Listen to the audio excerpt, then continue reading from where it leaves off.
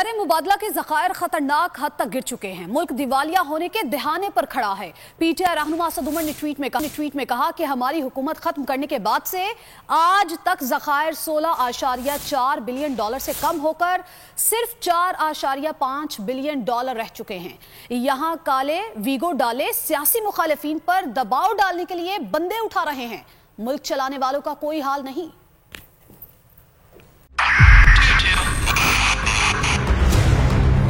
2022 बहुत सारे तोहफे भी देके गया पाकिस्तान की आवाम को। पाकिस्तान की आवाम को एक तोहफा ये दिया कि आवाम को पता चल गया कि पाकिस्तान का मीडिया क्या है। हक और सच का सफर साल 2022 में बोल रहा नंबर 1। हमने बहुत सारे शोज और ट्रांसमिशंस की। पूरा साल मुसलसल जदोजहद में निकल गया कि ये वोट ऑफ कॉन्फिडेंस के पीछे कौन लोग थे।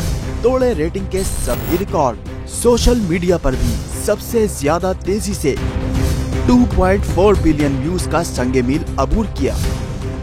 एंकर्स को भी आवाम में सबसे ज्यादा मकबूलियत मिली और सोशल मीडिया पर भी बोल रहा सब पर सब्सक्राइब करें और बेल दबाएं ताकि कोई खबर रह न जाए।